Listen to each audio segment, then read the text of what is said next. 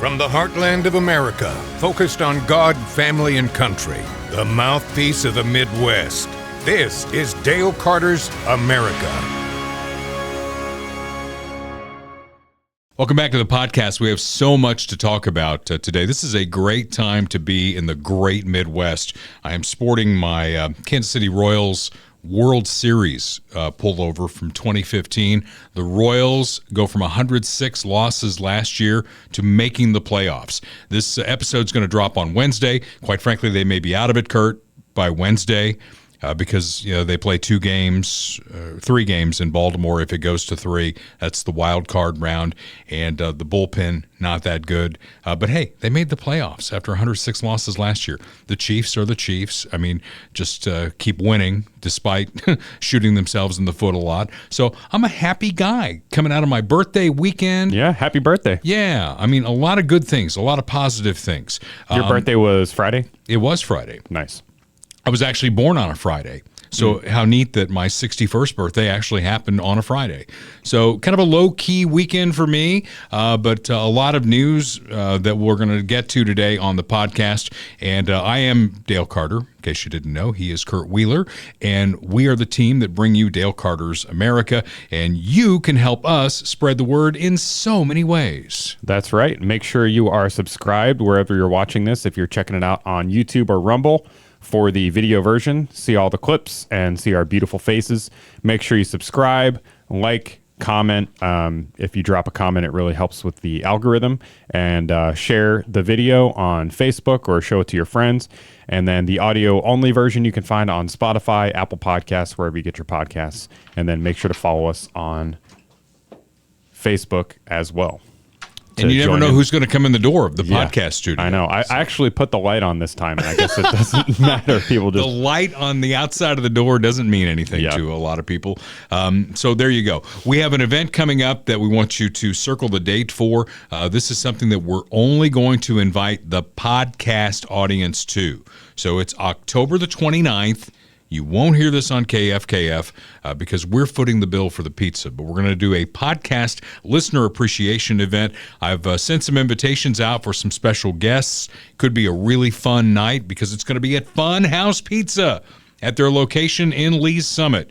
Funhouse Pizza has 2 locations, 50 Highway in Lee's Summit, where we're going to be on October the 29th, and of course, Blue Springs on 7 Highway as well. Jim Dingman, a proud supporter of this podcast. So circle that date and come hang out with us. Typically, the way we do these is we do like a social hour, shaking hands, kissing babies, all that good stuff from 5 to 6 p.m., and then at 6 p.m., we'll have an actual podcast broadcast. And again, the podcast is paying for the pizza. So you definitely want to be there for that, right? Free food. So come, and it's 1 week before Election Day. It is also the day after my colonoscopy, which we'll talk about a little bit later on. They're like almost related. They're almost, yeah, exactly. I talked to Dr. Taramina about that. He's like, oh, that'll be our little secret. I'm like, are you kidding me? I'm going to tell everybody. That's what we do here on the podcast. Also want to thank Bob Watson, State Farm Insurance, for being involved in the podcast. He may or may not be there. In fact, we've invited all of our sponsors so you can meet them. They're all great people doing fantastic things for people who need them. And you need insurance. And State Farm is the best brand name in insurance. I've always believed that. I've always had State Farm insurance. And for the last nearly 30 years, Bob Watson has been my State Farm agent. He's been an Eastern Jackson County State Farm agent for 50 years. The guy knows his stuff. 7th and Main in Blue Springs. He's licensed in both Missouri and Kansas. Get a rate quote from Bob Watson and put his team to work for you. You never know until you need insurance how good your insurance is. And trust me, from all of the things I've dealt with in my life, State Farm Insurance has always been there for me, and Bob Watson's been in my corner for 30 years. 816-229-7878. Okay, so save the date, October the 29th. We'll have fun that day. Yeah, absolutely. All right. And you never know what might happen that night. So a week to go before the big election. In fact, let me squeeze in one more here. We invited Dale Reynolds to come hang with us at the event on October 29th. He is the newest sponsor of Dale Carter's America. He runs a body shop. Maybe you've heard of it. If you get in a wreck in the Kansas City area and it's salvageable, they're going to ask you, where are we taking this thing?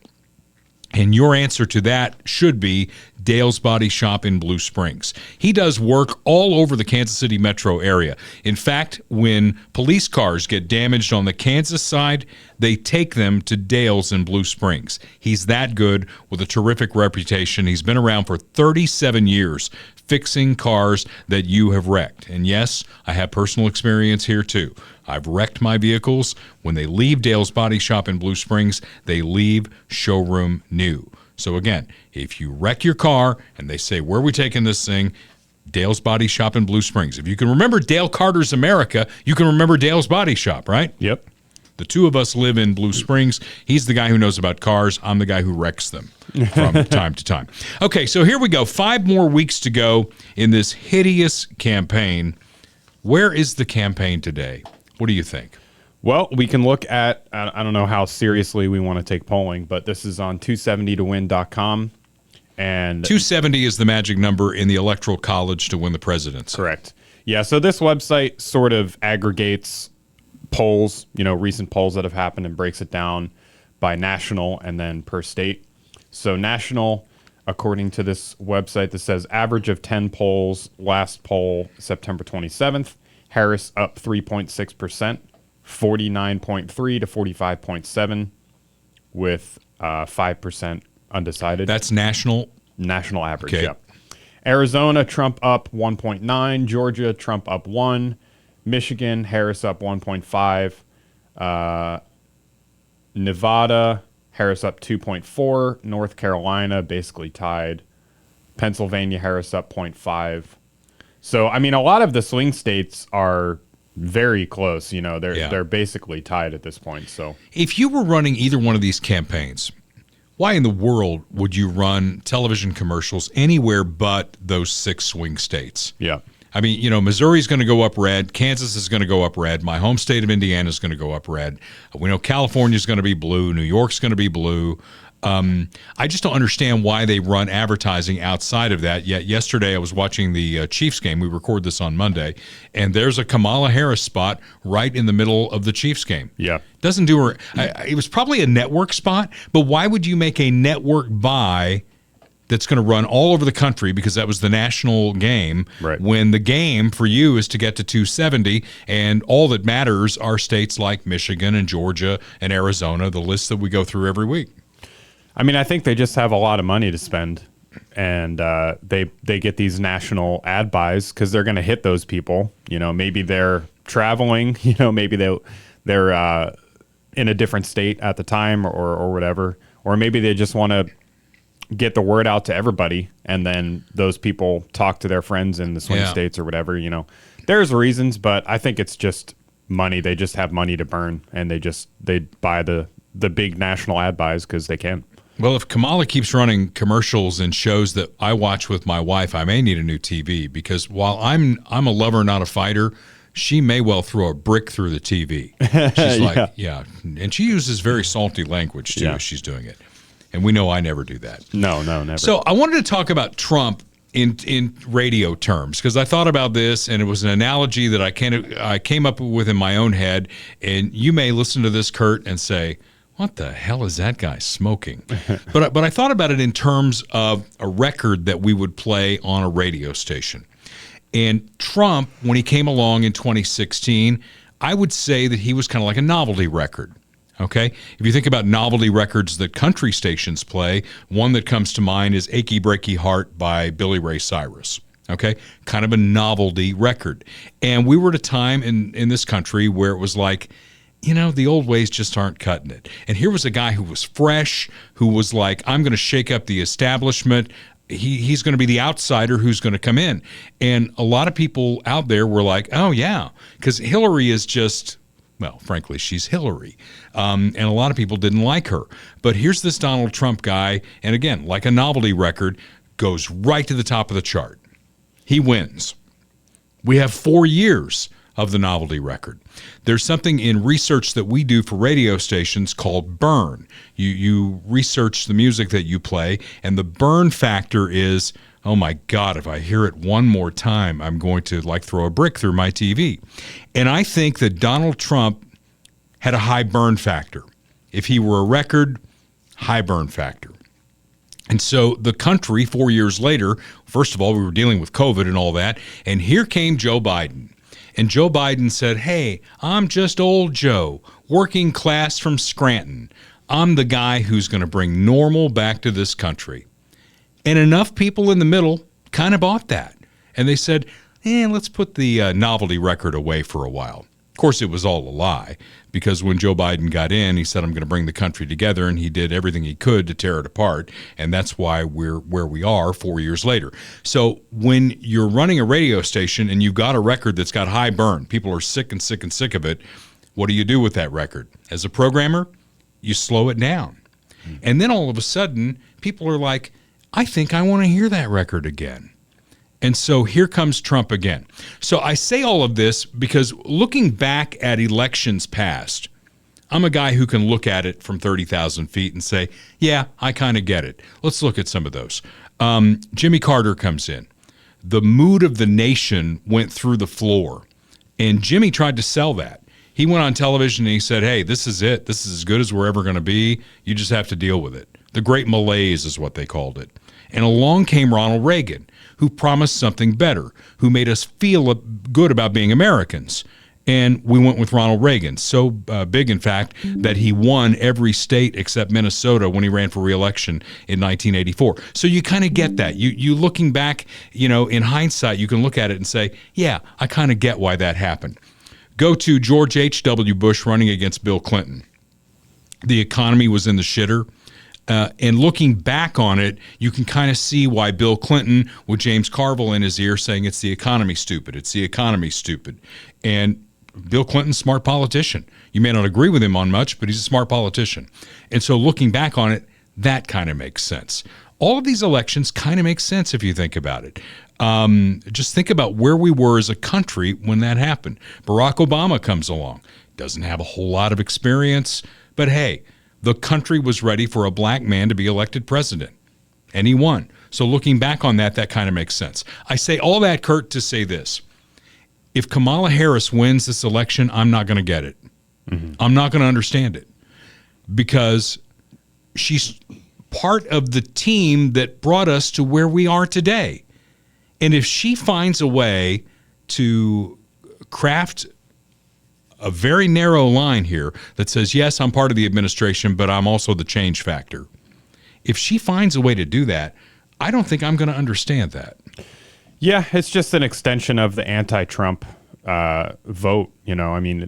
As we've talked about, people can't point to any reason to vote for her other than she's not Trump and she's a black woman that's going to be president. So that's what she's campaigning on. She's trying to moderate her positions, obviously, and we've covered that extensively as well. But really, it's just if she wasn't running against Trump, it would be an entirely different calculation. Well, think about it. When she ran in 2020, right? She ran in 20. Yeah, she was. She ran a little bit in 2020.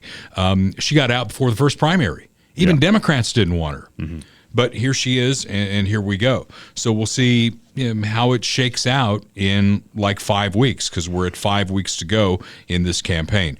Donald Trump, I think, has had a strong couple of weeks here. The Iranians were in town for the United Nations confab that they had in New York. So here we are, the Iranians who want to kill us. Let's make no mistake about that.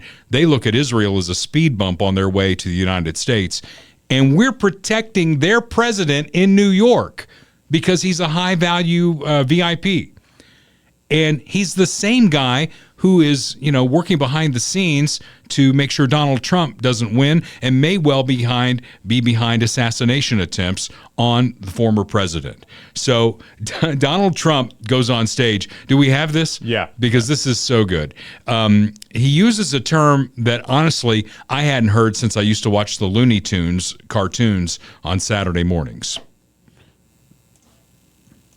If I were the president, I would inform the threatening country, in this case Iran, that if you do anything to harm this person, we are going to blow your largest cities and the country itself to smithereens. We're going to blow it to smithereens. You can't do that. Don't you love that? The word smithereens. Right. It makes me think of Yosemite Sam. I'm going to blow you to smithereens. I even looked it up. It's an actual word. I didn't even know it was an actual word. Oh, yeah. It's a word. It's a real word. It's definitely a word. So what this shows a spotlight on is a contrast between Donald Trump foreign policy and Biden-Harris foreign policy.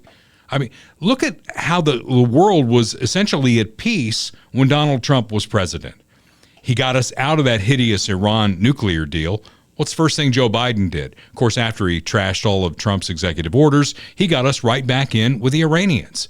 And the Iranians took that as the green light to fund Hezbollah and Hamas, and then they attacked Israel.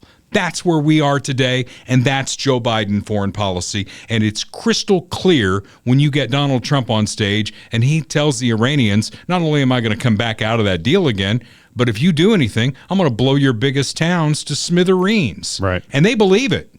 Oh, yeah. I mean, I think that was the strength of the Trump foreign policy, is that he was unpredictable enough that these adversaries didn't want to test him. They never really knew if he was serious or not. Is he actually going to retaliate? What is he going to do? They didn't know, and they didn't want to chance it. So I think we don't want war with Iran. I certainly don't want war with Iran. I don't want any escalation in the Middle East like we're seeing now. I want a peaceful solution to all that. And it's kind of ironic because the way to accomplish that is what Trump is doing. The way to accomplish that is by talking up a big game and saying, we'll blow your shit up if you try anything. And then that's going to lead to them to de-escalation. That's what happened when he was president before. Well, we call that peace through strength. Right. Ronald Reagan 101, peace through strength.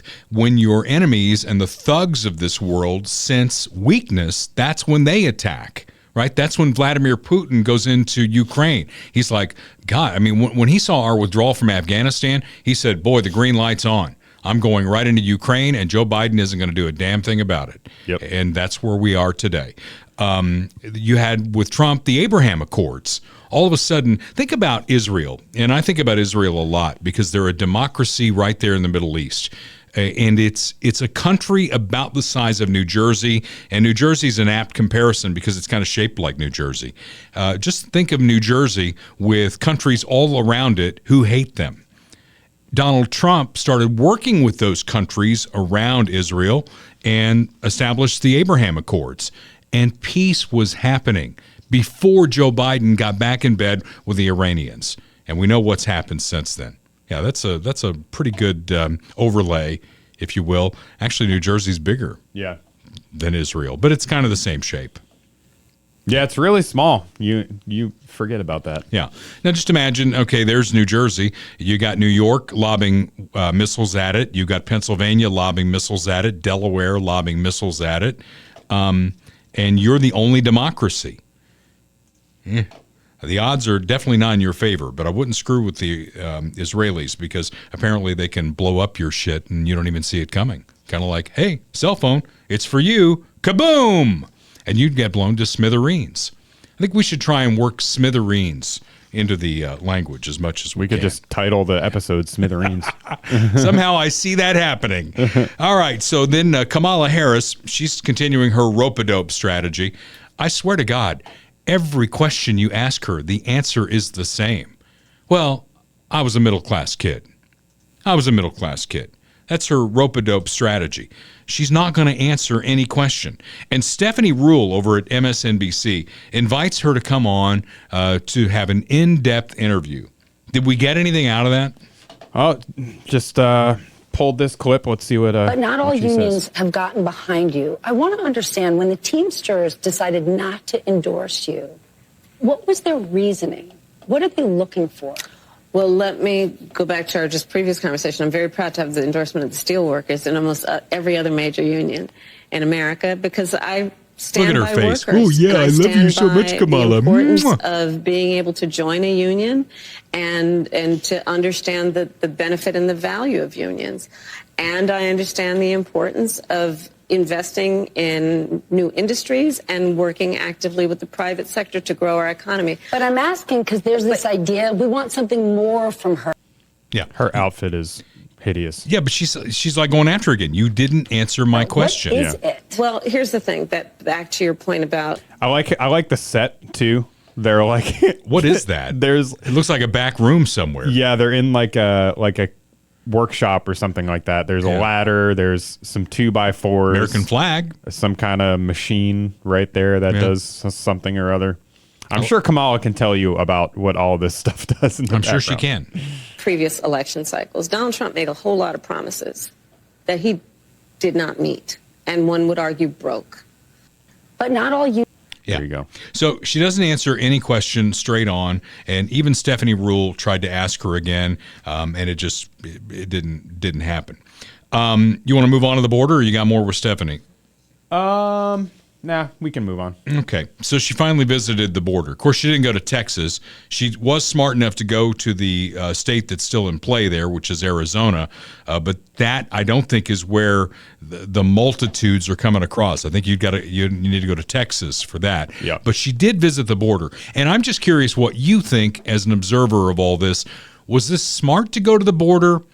Does it show that she finally gets it and she wants to do something about it? Or does it reinforce what we think, and that is she completely blew it because it was her only responsibility as vice president? Well, obviously, I'm a little bit biased here, but I think it's kind of ironic that she's going to visit the border and see the wall. Like, obviously, she's not going to go to a part of the border where there's no wall and no protection. So that tells you something. But I think she kind of has to. She has failed miserably on this policy and on the border. She was put in charge of the border. All the media acknowledged that she was the border czar and then went back and denied it. But she has to try and salvage some sort of moderate position on the border in order to have any chance of winning Pennsylvania or Ohio or any of these other states. So it's or Arizona. Arizona is a swing state, so she needs to put on the face and go down there. And people have a short attention span. That's the other thing, So she can try her best to wipe out the fact that she never visited the border and she never went to Europe either. Yeah, and by doing this last minute sort of PR push. And it'll work for some people, unfortunately. So yeah, it will. It won't work for us as they continue to fly illegals into the interior of the country. We're going to get to that in our border segment, which is coming up. This is more about 5 weeks to go in the campaign. This was an interesting thing to me. Every 4 years, they have a dinner in New York City called the Al Smith Dinner. Now, do you know who Al Smith was? No. He was a governor of New York. He was the first Catholic to be nominated by a major party to run for president. He ran in 1928, and anti-Catholic sentiment was at a fever pitch. This is long before we had John F. Kennedy as the first Catholic president and Joe Biden as the second Catholic president. So in his honor, he was kind of a laid back, easy kind of going guy, humor was a big thing for him. So they do this big dinner for Catholic charities in New York. They do it every 4 years. They've done it since 1960 when Kennedy and Nixon both attended. They get the major candidates for president to come, and it's an evening where you put politics aside, you put the fervor of politics aside, and you just kind of poke fun at each other. It's a white tie event, and only one major candidate for president has skipped the Al Smith dinner, and it was Walter Mondale in 1984. And Cardinal Dolan, you have a clip of Dolan? Yeah, that's what this is. Cardinal Dolan likes to remind Kamala Harris, who will now skip the Al Smith dinner, that she does so at her own peril. Disappointed. We were looking forward to giving the vice president an enthusiastic welcome. And we were confident that she would find this. She speaks very much about the high ideals and how it's good to get away from division and come together in unity and all. Well, that's what the Al Smith dinner is all about. We haven't given up yet. We're not used to this. We don't know how to handle it. This hasn't happened in 40 years since Walter Mondale turned down the invitation. And Remember, he lost 49 out of 50 states. So I don't want to say there's a direct connection there. But so we're not used to this, and we're not giving up. You know who's been a help to us, Lauren, is Senator Schumer and Governor Hochul. They both are working hard to see that they convince her to come. So there's still a chance. Yeah, and Senator Schumer said to me, he said, I don't think she made the decision. I think her schedulers are saying she can't make it. So we're not giving up. We hope she's there. Well, we'll see what happens. It's coming up on October 17th. I mean, Trump and Hillary did it. They went to this thing, and they traded little friendly barbs at each other. I'll never forget the one that Trump had on Hillary. He said, yeah, I ran into her in the hallway, and she said, pardon me. Think about that for a second. You might laugh. I know you're doing other stuff over there, but yeah, it was kind of a funny little thing. It's all about humor. Trump and Biden did this together. I mean, this is what America does. This shows you that even though we have divided politics and we disagree on policy, we're all Americans, and at the end of the day, it's going to be okay. But the bind for Kamala here is, I think it's really hard to call your opponent Hitler, worse than Hitler. We've talked about all the names that they've called Donald Trump, that he's an existential threat to democracy, and then basically be at a pleasant evening trading little humorous barbs back and forth. It's kind of tough to make that jump, isn't it? Yeah. Absolutely. I mean, they've done a couple of things. 9/11, they were there together. She shook his hand at the debate. So they can do it. The optics for her are, this guy is evil. He can't be reelected. And if he is, the country's going to hell in a handbasket. Oh, by the way, we're going to this lovely dinner in New York to raise money for Catholic charities. And we're going to trade little humorous barbs. Well, it's the same thing that they did with the attempted assassination, especially the first one, but both of them. You know, they come out and they give their prepared statement about how violence has no place in our political discourse. But you know, that said, this guy is Hitler. He's a threat to democracy. He's, you know, the worst thing to ever happen to this country. I mean, what are you supposed to do if somebody is an existential threat? People are going to take that in a certain way, and some people are going to act. Yeah. Some people are going to act in very irresponsible ways when they are convinced of that. And so, yeah, you can't really, if a person is Hitler and a racist and a threat to democracy, you can't be seen in public with them by rule. I don't think Kamala Harris is an existential threat to democracy. I just think she's wrong on a lot. I think Joe Biden and that whole administration have been wrong on a lot. And I'm allowed to say that because I'm an American, right? I disagree with her. And that's fine. At the end of the day, we move forward. If more of the country, if she gets these swing states to go along with her and you buy it, and we have 4 more years of this, I'm going to say, hey, ain't my fault. We're going to talk about it. We're going to pick it apart as it happens, but it won't be my fault. They've lied at every turn, and a lot of you have bought it hook, line, and sinker. I mean, you know, the 16 million new jobs, they keep saying that bullshit, right? Yeah. And those numbers get revised down, too, every time they come out with them. Oh, my gosh. So they just keep making it up as they go along, and some of you are buying it, like I said, hook, line, and sinker. You are fake news. Yeah. So, did you see Trump when he was into this speech? He just throws out little asides there. You know, David Muir, fake news. Yeah.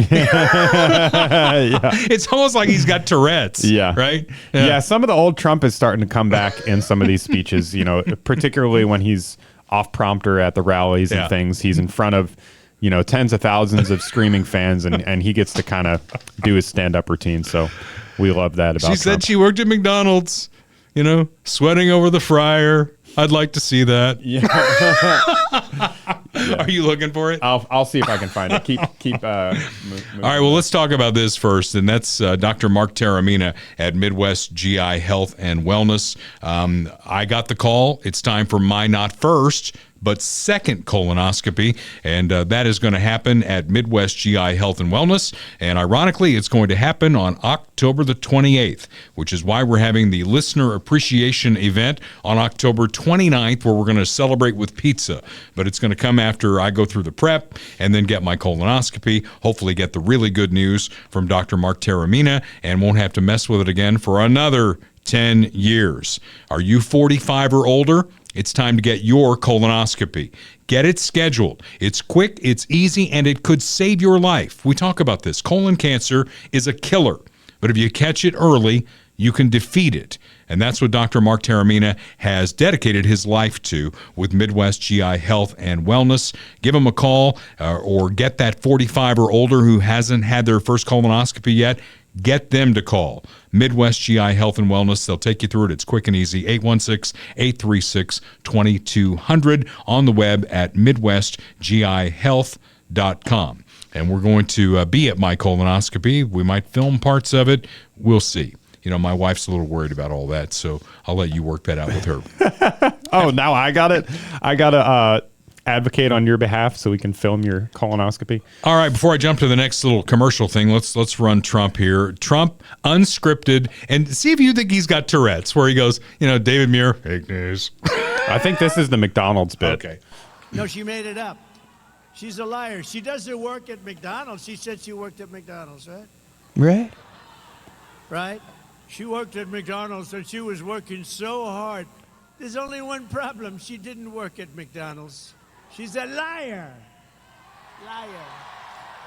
No, that might not be the same one, but yeah. I'm sure, you know, he has the greatest hits. So whenever he gets a good zinger, he repeats it at all of his rallies. So, all right. Well, I'll tell you who loves those clips you put up is Michael Schroer. He's always one of the first in line to love everything about the podcast. We love him because he's part of the podcast, and he's definitely going to be there on October 29th. If you've been thinking about selling your home, buying a new one, he's the guy. He's done this for 35 years in the Kansas City metro area. Residential, commercial, construction experience. He can get you the right home for your needs.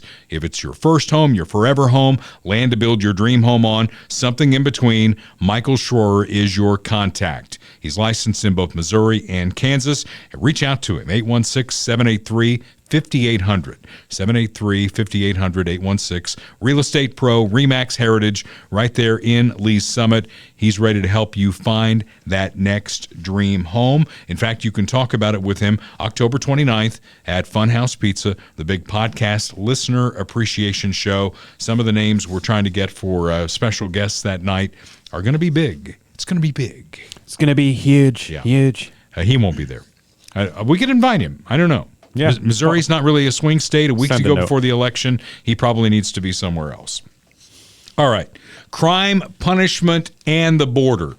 I've got like 5 stories in here in this segment, and we're going to start with this. Remember when COVID was happening and they shut the entire country down and they said, you can't do this, you can't do that. And we had examples of people who said, well, you know, I'm an important person. Governor of California comes to mind, Gavin Newsom. You know, he went out with all of his friends to a special restaurant, but you're not allowed to leave your home. You got to have a mask on, even when you're outside. Mayor Q from Kansas City. Remember the pictures of him partying down at Lake of the Ozarks? No mask. That was Mayor Q. Rules for thee, not for me. Well, New York was kind of like the epicenter of all this. This is where a lot of the deaths happened, when the governor basically forced COVID patients into nursing homes. I mean, my God, why not just burn them down? Because a lot of people died. So they had a czar for COVID in New York. What's his name? Jay Varma? Jay Varma. Well, he's now been fired because word has leaked. I don't know if you have a clip here or not, or we're just going to see his face. We'll just see his face. Okay. I don't want to play any clips on this. During COVID, you know, there's an old joke about if there's a white rock in front of your house. Do you know about this? If there's a white rock in front of your house, it means y'all are swingers. Yeah. I don't have any personal knowledge of that. I just heard that along the line. Well, apparently, Jay Varma had a white rock in front of his house because during COVID, when we weren't supposed to be getting together, he was having sex parties. Yeah. Did they put the mask in the right place? I mean, the mask was supposed to go over your mouth, right? Maybe we should get them tested for monkeypox, too, while we're at it. Yeah, can't say that. It's M-pox. Sorry. Come on now. Don't be racist.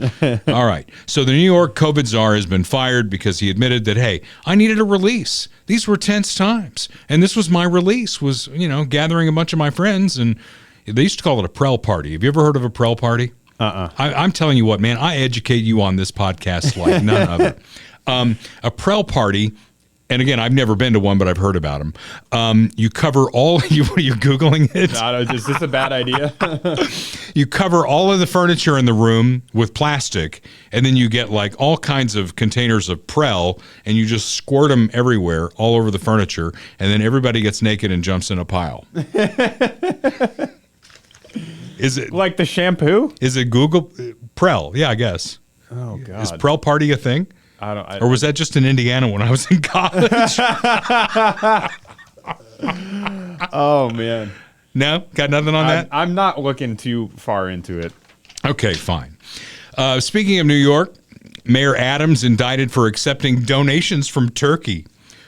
Does Turkey have a lot of interest in who wins the mayor's race in New York City? I don't know. But... And again, this is going to be a conspiracy theory. I'm not big on conspiracy theories. You hear them all over the place. But I want you to think about this. Democrats have kind of a circular firing squad going here, right? And if you step out of line with them, the circular firing squad is coming for you. Last time we talked about RFK Jr. and something that was, past the statute of limitations by 25 years. All of a sudden got resurrected when he endorsed Donald Trump. Tulsi Gabbard on the terror watch list for flying after she came out in support of Donald Trump. Well, Mayor Adams is not supporting Donald Trump, but what he's trying to get done is removing all those stupid sanctuary city laws, because all of these illegals are coming to New York. Businesses are leaving because they don't feel safe. And that's what he has to deal with. And the city council in New York is on board with this. They are trying to remove sanctuary city laws. Well, that runs counter to the far left, doesn't it? Yep. They want more sanctuary cities, and they certainly don't want New York to give up being a sanctuary city. So, I don't know. Am I being a conspiracy nut? No, I don't think so at all. I mean, this is a clip that was kind of resurfacing after the case came out against Eric Adams, and this is him, I guess, at city council talking about the quote-unquote migrants. This is probably a few months ago. But support. And let me tell you something, New Yorkers. Never in my life have I had a problem that I did not see an ending to. I don't see an ending to this. I don't see an ending to this. This issue will destroy New York City. Destroy New York City. We're getting 10,000 migrants a month. One time we were just getting Venezuela. Now we're getting Ecuador. Now we're getting Russian-speaking coming through Mexico. Now we're getting Western Africa. Now we're getting people from all over the globe have made their minds up that they're going to come through the southern part of the border and come into New York City. And everyone is saying it's New York City's problem. Every community in this city is going to be impacted. We got a $12 billion deficit that we're going to have to cut. Every service in this city is going to be impacted. All of us. And so I say to you, as I turn it over to you, this is some of the most educated, some of the most knowledgeable, probably more of my commissioners and deputy commissioners and chiefs live in this community. So as you asked me a question about migrants, tell me what role you played. How many of you organized to stop what they're doing to us? How many of you were part of the movement to say, we're seeing what this mayor is trying to do, and they're destroying New York City? There you have it. Well, and he's not wrong. No, the only thing he's wrong about is, still leaning in and calling them migrants. They're illegals. Right. We got to call them what they are. Right. The left takes control of the language. I mean, if the left had their way, a word like smithereens would probably be, X'd out of the dictionary. Call them what they are. They're illegals. And he's absolutely right. They are going to destroy New York City. So all of a sudden, after he makes this speech, illegal contributions from Turkey. And AOC is leading the charge that he needs to go. Circular firing squad. Most of the time when the circular firing squad's going on the left, we kind of sit back and watch with amusement. And maybe we're doing that a little bit, but Eric Adams is right about this issue. Next issue is Kamala Harris on record. It's interesting how the record resurfaces the closer we get to the election. You know, she was the DA in San Francisco years ago, right? And the Board of Supervisors in San Francisco, essentially the city council for San Francisco, they passed an ordinance back when she was DA to confiscate all handguns in the city. They wanted all handguns brought in because it was a big problem. This is how we're going to get around it. We want all of you to bring your handguns to City Hall. Can you imagine? Let's say we did that in Kansas City. Who would have handguns in Kansas City if we enacted something like that? The bad people. Criminals would have had them. A clear violation of the Second Amendment, and she supported it as DA. It was overturned. We joke about the California courts and how goofy they are and how left-wing they are. Even the California courts knew this was a violation of the Second Amendment. It was unconstitutional, and they overturned it. This from the woman who goes on Oprah and says, I got me a gun, and you come in my house, I'm going to shoot you. Yeah. How was that for an... because, you know, her dialect changes depending on who she's talking to. Yeah. So perhaps mine should with who I'm talking about. So Kamala's like, I got me a gun, and you come in my house, I'm going to shoot you. Was it close? It's pretty good. Yeah. I can't do the neck thing, though. I think guys have like one extra tendon in there or something. Yeah. Have you seen the neck thing that women can do? Not as flexible. The back and forth. Yeah. Yeah. I can't do that. That's when you know you're in trouble. Oh, yeah. Right? I know when my Forget wife about it. can Run and do it, hide. it's like, I got to go because she watches Buried in the Backyard. It's her favorite show, and I say that enough so that if anything ever happens to me, she will get the knock on the door. Okay, Mayor Q, who I'm sure would also support what Kamala supported as district attorney. He's got a plan because we have a problem in Kansas City that goes beyond the near daily black-on-black homicides that happen in Kansas City. A lot of businesses are being robbed and vandalized in this town. And he's got a plan, though. He set up a fund to give businesses subject to crime $3,000 to $5,000 in grants to kind of, get whole again. That's his plan. And I've heard from several business owners on the local talk shows here in Kansas City, and they are not impressed. First of all, where'd he get the money? Where's this $325,000 coming from? Right. Second, if you've got $325,000, I'll bet the police department could find a good use for that. Instead of, trying to establish a fund for after the fact, just giving up that these businesses are going to be robbed and vandalized, why don't we go the other way and let's stop it before it happens. Let's increase patrols. Let's make these business owners feel safe. Because if they don't, they're going to pull up stakes and they're going to move out of this town. And then, he'll be on the attack. I've seen this done before. He'll say, oh, these businesses, they're just racist. They don't want to be here, right? No, they want to turn a profit, and they want their employees to be safe. So that's his solution, is more taxpayer dollars to come in after the fact. Yeah, it's a Band-Aid on an open wound that's barely going to solve the problem, and it doesn't address the core issue of the problem, like you mentioned. And it's $3,000 to $5,000. I mean, we all know the cost of labor and the cost of materials, for any sort of renovation or project is going through the roof. So, I mean, what's $3,000 going to really do? I mean, fix one broken window. Right. What happens if they come in, they tear the place up? That's not gonna cover the cost of that. Plus, where's the money coming from? I mean, it's probably coming from the taxpayer anyway. So, well, it's definitely coming from the taxpayer. That's where all government money comes from. Right. It's all money that they've taken from the taxpayers one way or the other. Okay, finally, on the border, the ICE director put out some sobering stats. Did you see this last week? Mm-mm. Yeah. 425,000 known criminals have entered the United States. 425,000. 222,000 with pending criminal charges. Now, this report is not just an indictment of the Biden administration. I don't know how far back it goes, but it goes back quite a ways. But the Biden-Harris administration has been flying illegals into the center of the country while Trump vows to mass deport illegals. So again, there's an issue. We have an issue of all of these illegals that are coming into our country, and here's a big shocker from the ICE director. A lot of them are criminals. Mm-hmm. As Trump has said, these countries have emptied their jails and insane asylums to fix their own countries and sent them to the United States. And we've got an administration that says, oh, man, let's bring in more. We'll fly them to places like Springfield, Ohio. Yep. You know? And then you've got a former president that says, you will see the biggest mass deportation program, if I'm elected, that you've ever seen in the history of this country. Where do you think Ma and Pa who live out in the heartland are on this? Yeah.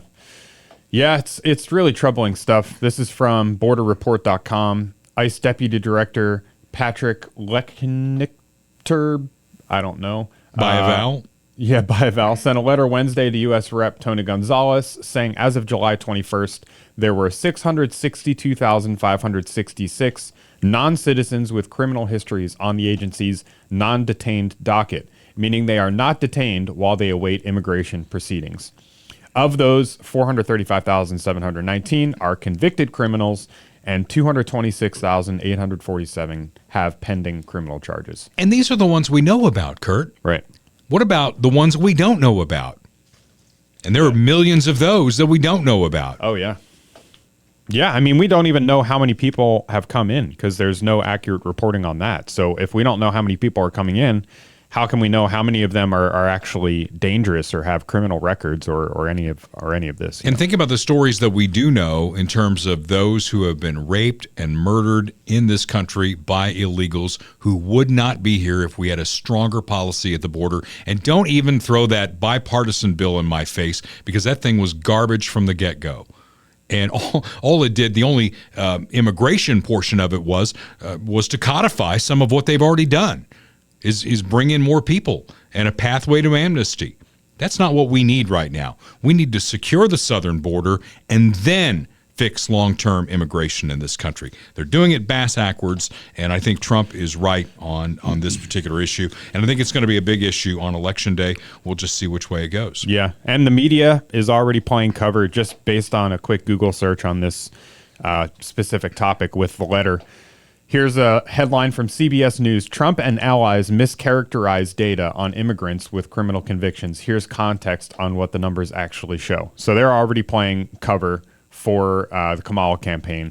They're going through the numbers and saying, well, you know, it just means that they're here illegally and they are awaiting court date. Not every person arrived under Biden, you know, so they're already playing cover. Well, I said that at the top of this deal, that it is a long-term report, but it's a problem that Trump wants to solve and the Democrats don't want to solve. Correct.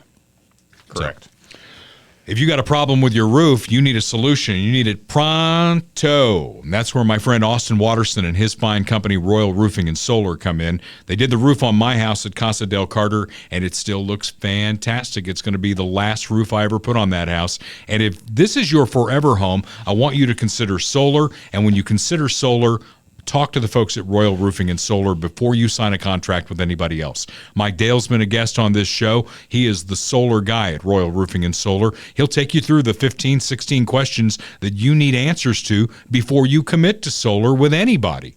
Are you facing the right way?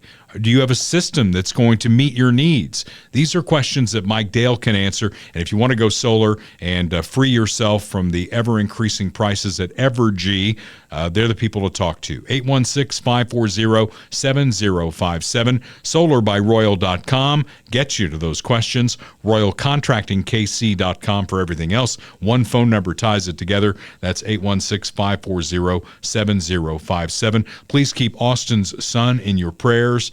He's having some surgery today, and it's going to require like ICU and hospitalization after that. And I'm telling you, Kurt, when you're a parent and your kids are going through something, it just tears you apart. Yeah. So Austin's probably not thinking about roofs or solar today. He's thinking about his kid, and our thoughts and prayers go to his entire family. You know, I did have a birthday on Friday. I'm 61 now. I mean, it's getting closer. The 4-year countdown to Medicare for me, and that's why I keep Kirk Doris and Lori Hocker on speed dial, because as I get to 65, as you get to 65, they're the people that you need to be talking to. There have been a lot of developments with Medicare that will impact every single Medicare participant in this Kansas City area. Blue Cross of Kansas City will no longer offer Medicare Advantage plans in 2025. So if you were enrolled in a Blue Advantage plan this year, you're going to need to enroll in another plan for 2025. What's the right plan? You need people who've got the answers for your specific circumstances, and that's Medicare Simplified KC. Give them a call, get the appointment. Either go to them or they'll come to you. 816-701-6661. If you're closing in on that date or you've got a relative who is closing in on that date, please come to our event on October 29th at Funhouse Pizza, because Kirk and Lori will be there, and they'll answer your questions there. Great people helping you navigate the maze that is the government-funded Medicare. Medicare Simplified KC and MedicareSimplifiedKC.com. Kirk Doris and Lori Hocker, excellent people to help you through that.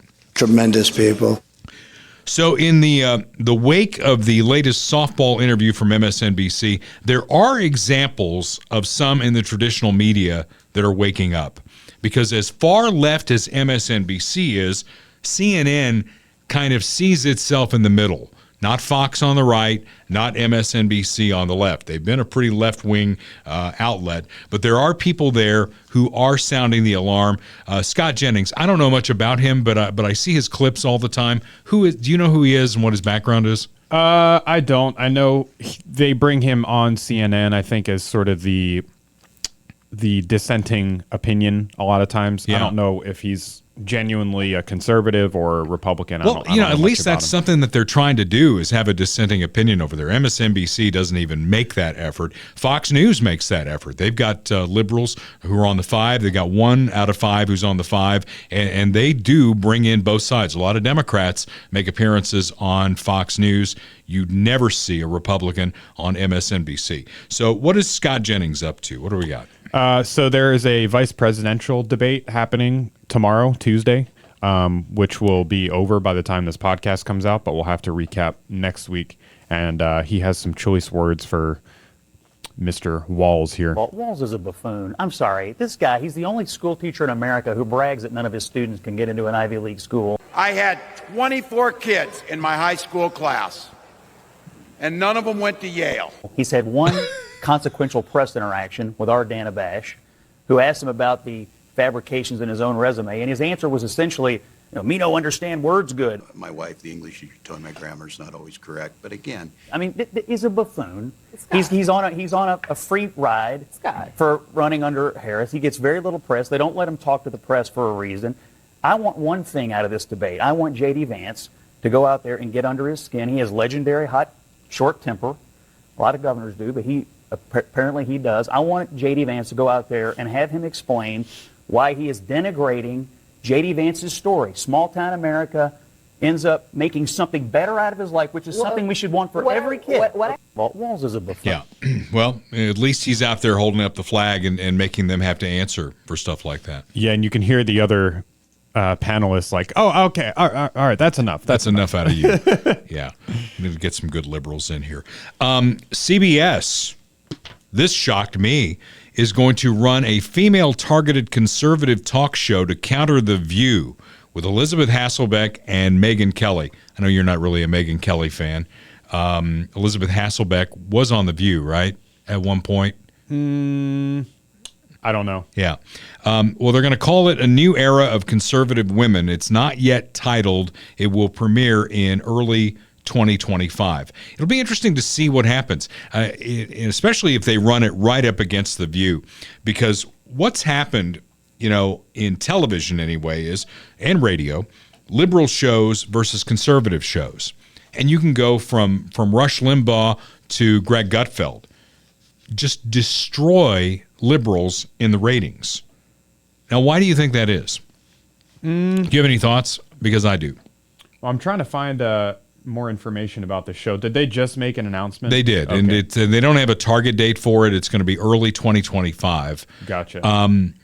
Conservatives get ratings, and liberals don't. Yeah. Because liberals, all they want to talk about are a series of victims, and at some point you run out of victims. Conservatives, number one, are funny. Liberals aren't funny. It's hard to be a funny liberal. Just look at any of these late night talk show hosts. I mean, they're terrible. Johnny Carson, if he came back tomorrow, Johnny Carson would have a 60 share at night because Jimmy Kimmel's not funny.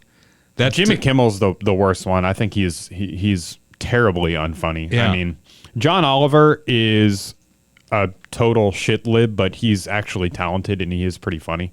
But Jimmy Kimmel, not funny at all. Conan O'Brien, not funny. Who's the stooge at CBS? The guy who looks like a conservative, but he's not, took over for Letterman. I feel like we're playing charades here. I don't know. There's the other Jimmy, Jimmy Fallon. I think Jimmy Fallon's okay. He's all right. Yeah. I don't know. I don't really watch any of that stuff. So. Well, I don't either. It's past my bedtime. But, if you think about it, Rush Limbaugh saved AM radio at the time because AM radio was going away. It was simulcast with FM stations. There's an old adage in radio that the only reason people listen to AM is because they can't get it on FM. And Rush Limbaugh was something that you could only get on AM. And it was a fun show. It had a lot of elements to it, and it was conservative. Liberals could never do that because, again, all they want to do is whine. And you get tired of hearing whining after a while. Mm-hmm. You want to hear something funny. And conservatives are funny. Gutfeld's funny. The MSNBC folks, they've got their small, devoted audience who thinks that Donald Trump is the next Hitler and that anybody who agrees with him might as well be wearing a brown shirt because you're Hitler too. It's a very small part of the audience. Look at the audience differential between MSNBC and Fox News, and you'll see exactly what I'm talking about. So my prediction is that this show, if they run it head-to-head with The View, will kill The View. Because The View is just, you know what it is. You know what it is going in. We play a lot of clips from it because we like to make fun of it.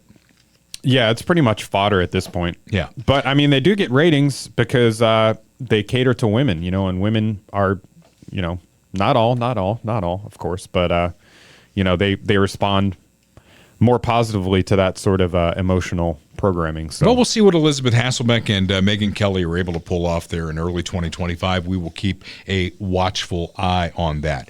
One more time, let's tell you about Bob Watson. He's a fantastic guy, happens to be a State Farm agent for the last 50 years. Golden anniversary was this year, and he really knows his stuff. He's taken care of me and my family for nearly 30 years. He'd love to take care of your family. Auto, home, life, bundle your home and car insurance, save even more money. If there's an insurance angle to it, Bob will help you through those traps. 816-229-7878. And when you go with Bob, you not only get you not only get Bob, you get his entire team. And the team, I'm telling you, when I've got a problem, when I've been an offender bender, my first call is to Terry at Bob Watson's office, and she has been there for me every time. I'd say congratulations.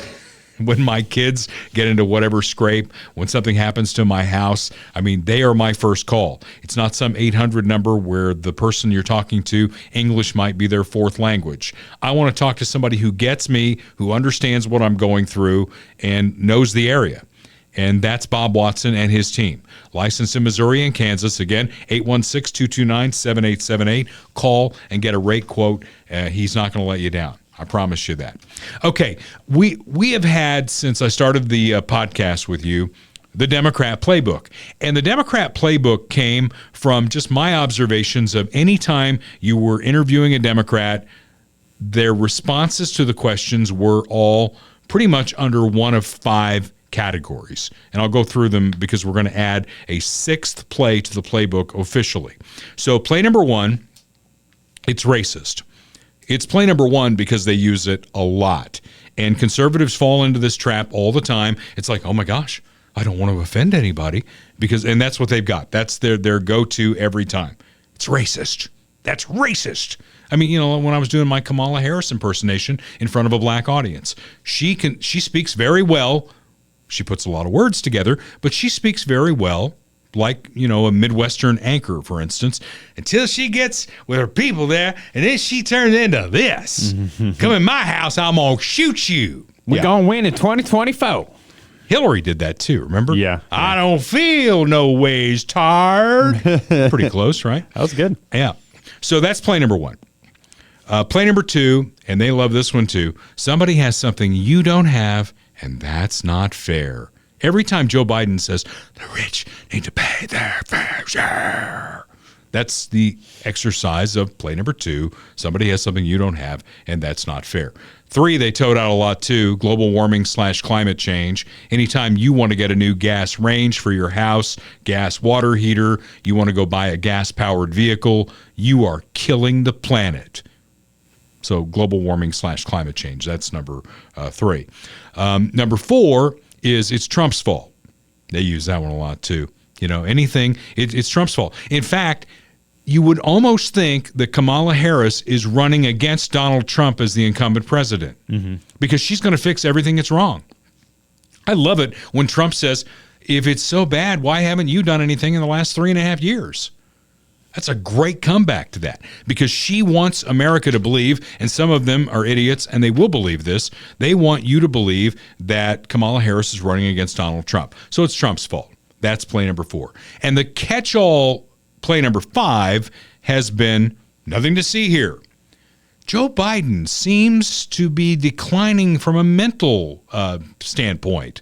Well, that's not true. Nothing to see here. Play number 5. He's better than he's ever been. He runs circles around everybody in the White House. We can't keep up with him. He's the best communicator in the White House. That's what KJP said, which says a lot for the communication skills of the White House. Well, I wish we had the fanfare. Bum, ba-da-dum, bum, ba-da-dum, because we're going to reveal play number 6. If you follow us on Facebook, you have already seen this. It is the Halloween costume for 2024. It is Kamala Harris, the I Grew Up a Middle Class complete kit. Kurt, what do you get in your Kamala Harris, I Grew Up a Middle Class Kid complete kit? It includes neighbors who love their lawns. It includes a BS story about working at McDonald's. And it includes the ability to be unburdened by what has been. That's it. Kamala Harris, she gets play number 6 in the Democrat playbook. It has expanded to a 6th play now. That's the answer to pretty much every question that you ask Kamala Harris. I grew up a middle-class kid. Remember those 7 words because that's the answer you're going to get with Democrat Playbook play number 6. So until next week when we do review the vice presidential debate, that should be fun for some clips. And we get even closer. We'll be a month out from Election Day. This is Dale Carter's America. The views expressed on Dale Carter's America are Dale's and Kurt Wheeler's. They do not necessarily reflect the views of KFKF or Steel City Media. Comments can be sent to dalecartersamerica@gmail.com. Check back for weekly episodes. Subscribe, spread the word, and give us a 5-star review. Thanks for being a part of Dale Carter's America.